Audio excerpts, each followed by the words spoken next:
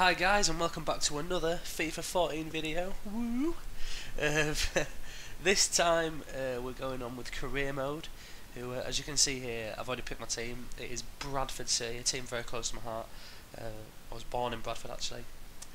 Just a quick note though, guys, because I know some of you are like diehard FIFA fans, but then some of you just like watching the game for the goals and stuff.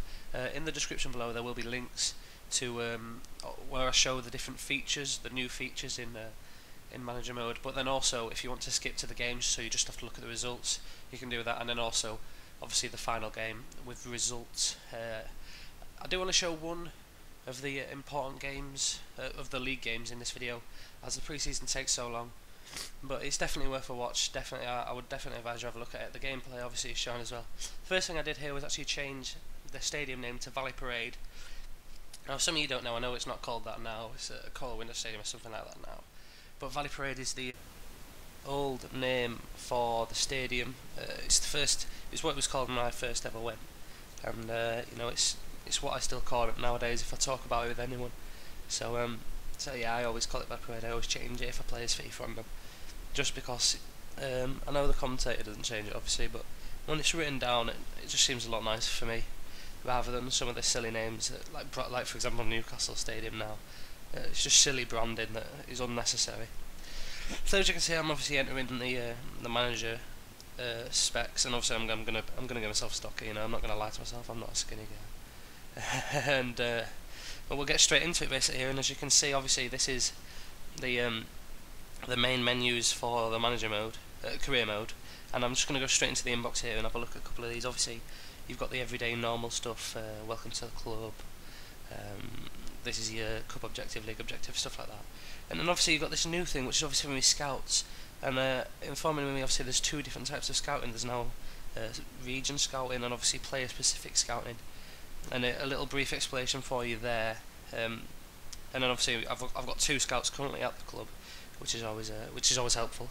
Because then obviously in FIFA 13 you never had any scouts, but they were purely for the youth team. Now here what I'm going to do is just have a little brief look at what is basically the starting lineup for my team, and just look at where there might be any gaps in the squad, and we can then obviously be able to identify the weak areas of the squad, and hopefully bring in players of the same calibre as the first team, or obviously even better if we're going to try and push for promotion, for example. And as you can see, obviously going down my squad, pressing triangle and just selecting the best player for each position, just to basically enable me to have a look. Obviously the weak spots, straight away weak spots there. Meredith at 60, he's not quite good enough for me. I'd want a bit higher. Also the keeper, I want a new goalkeeper. Obviously everyone knows Matt Duke from last year, the great League Cup run, but unfortunately he's not with the squad anymore. So and they haven't really replaced him well enough for my liking. And obviously everyone knows Naki Wells, great fast pacey footballer, and James Hansen, a big man up front. I'm not too unhappy with the attacking options of the squad, but mainly defensively, and maybe strengthen up the midfield with a couple of signings as well. So I'll get straight in now to the scouting side of things as well.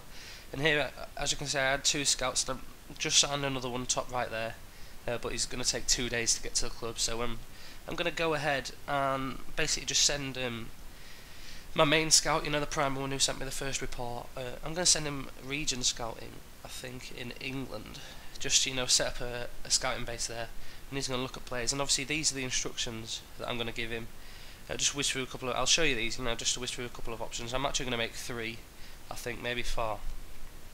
But here, obviously, I identified that Meredith was a weak point in the squad, so I am going to want to buy a left back. I like to go for people with less than 1 year on their contract.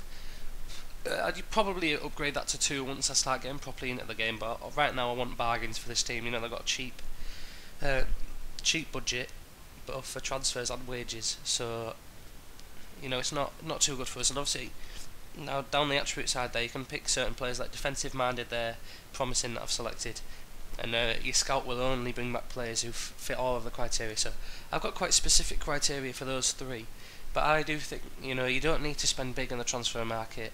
One thing I will be looking at later is free transfers, because I think they're key for a small for smaller clubs in FIFA. But sometimes they do make it a bit easy. On FIFA 13, it was a little bit too easy. You just pick up a couple of free transfers every season, and they just walk straight into your side because they were like 70 plus rating, and they would sign for anyone for 2,000 wages. You know, it wasn't challenging in that sense, and but hopefully, you know, they've taken that out of the game, and that wraps up those basically. And we'll get straight into showing who I've transferred in the club. As you can see, everyone under the overall rating of 60. I've decided, you know, we need to get rid of them, and a couple of them are on last contract seasons anyway, so it's no use releasing them. It's just wasting money for now. But straight away you can see we've got a transfer for Cal McHugh. He is a good centre back. I mean, in League 2 I'll probably keep hold of him, but 56 rating is just not good enough for us in this league, and that amount of money, you know, I can't really turn that down for him. And obviously Callum Hepworth as well, just not good enough for the squad again, and I'm willing to take any money that I can get for him, really. Now, as you can see, I've just been looking, and I got my first scout report back. And obviously, this is four of the people from the free transfers that we just saw there. But what I'm going to do is I'm going to shortlist all the players that I'm interested in and show you that later on. But we'll get straight into this first simulated game here. And obviously, it's a home game, which is brilliant, versus Limerick. So, you know, not a team that we can't beat, but also not a team that aren't going to push us. But straight away there, a nice 2 goals from Doyle and Thompson there to win us the game. Now this here you can see is a shortlist. As you can see, some of you might recognise Pedro Azog, a FIFA 13 favourite of mine. He was in my York City save, and for some reason he's on the free transfers list again. Obviously Alcengor, and this isn't the man I'm really interested in actually, Adriano Terrajose, or Torre Jones. I don't even know how to say his name properly. I've got a bit of a cold, sorry guys. But yeah, he's in my hopeful replacement for the left back. I've had a look at his stats and such, and it's, you know, he's not too bad. I think he'll come in and be one of the better players for the team. I think he'll do really well. So hopefully, you know, as well, obviously a keeper, Sangair. You know, I think he's going to be very good as well. I did contemplate, you know, my other left back option was a younger left back with a bit more promise, but I thought, you know, it's not too. Right now, my first season, I'm more concerned about getting that promotion and making sure that the team are doing well, and I can then start to build my youth options around a good squad. And now, obviously, I'm making Pedro Zog. He's a young guy anyway, but he's a fantastic player. Look at his stats also. So hopefully they'll both join. Just after this, I got an offer, as you can see, of Ricky Ravenhill. Good player, but you know, I just don't need him again. He's just not good enough for this level, in my opinion. And unfortunately, guys, you can see, if you can see here, I'll just show you.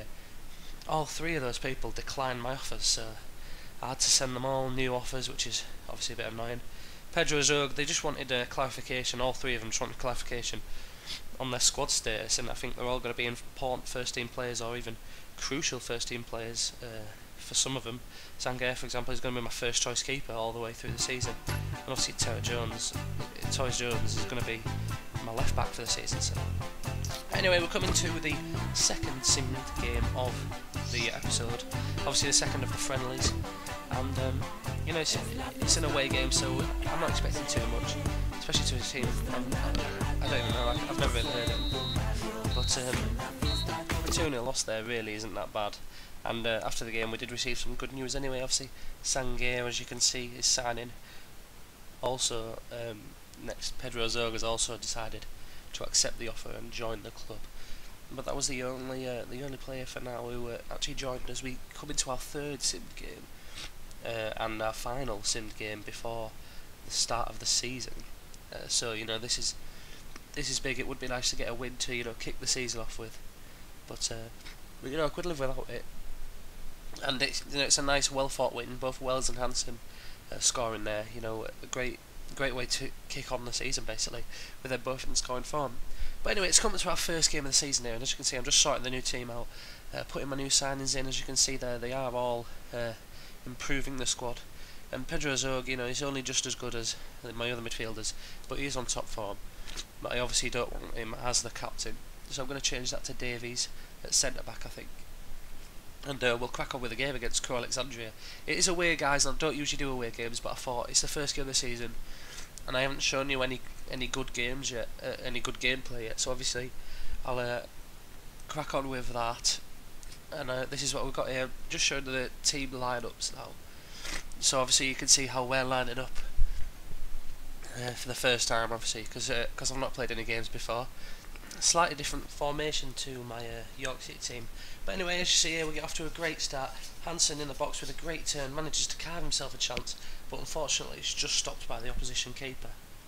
Now, Pedro Azog here, battling for the ball in the midfield and managing to steal it from one of their players, charging forward and playing a fantastic ball through to Nakiwels, who's unfortunately stopped by the defenders.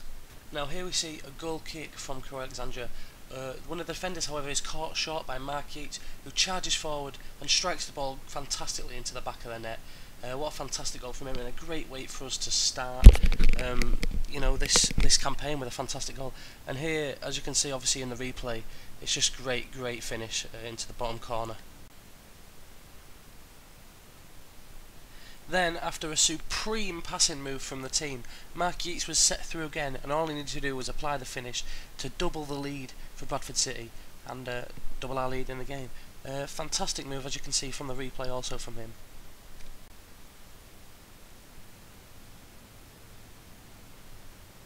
The next player to come up with the goods for Bradford was Kyle Reid.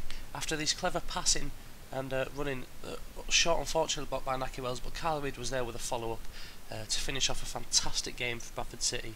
And also, as you can see in the replay, it was a very hard shot to pull off, and he's lucky to have scored. But nonetheless, a great finish from the winger. Now, I know, but it was also a fantastic way to obviously finish off the game for us. A great 3-0 victory to kick off the season, and a team like Crewe, a fantastic team to beat, and hopefully we can continue to do that. Now, the end of my video here, as you can see, I'm looking to try something new, because I can't show all the highlights that I want to. The videos would just be too long. Now, showing this match stats obviously gives you more of an idea of who was leading the game, and the Crewe Alexandria looked better actually, but unfortunately guys, that is all for today. Thank you very much for watching. I'll see you next time.